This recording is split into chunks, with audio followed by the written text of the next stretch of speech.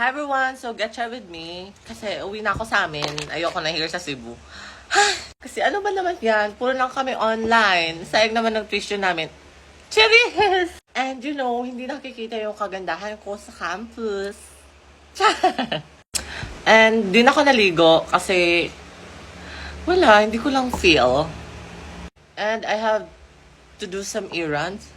Hi, errands! May bibili lang ako sa mall kasi bibili ako ng pasalubong kay mother because I miss my mom so much.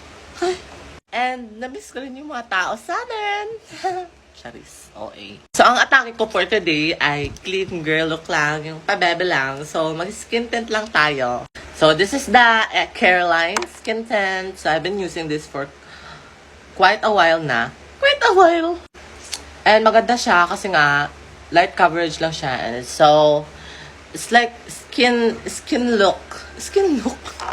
Hindi kasi siya hindi siya full coverage. So, parang skin-like texture. Texture? Ano yun?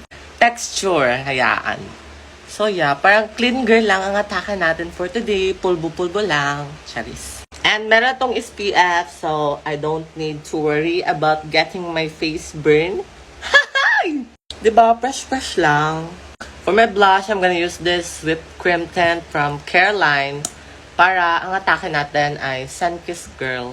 Sunkiss. So, itatap-tap ko lang yan sa face ko. Para mag-blend siya ng bongga. Parang skin-like texture lang talaga. Hoy! And pag nag-blush ako, naglalagay talaga ako here sa parang under eyes. Para wala lang.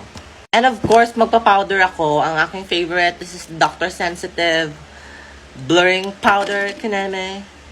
So, yeah, konti lang. Para fresh lang ang atake natin, mga tea. Kasi, bibili lang naman tayo sa mall, hindi naman magpa-pageant. And dito sa, gilid. And here then, para fresh, para nakakontour. Huy! Hayaan ko muna mag-set dyan. So, ayan. I-erase ko na tong, lip gloss. And, mag-a-add lang ako nitong whipped cream tint para may konting kulay naman. And then, papatuan ko siya ng lip gloss. Maambo na te. Magli-lip gloss lang ako. So, this is from Caroline again. Hayaan. Sponsored.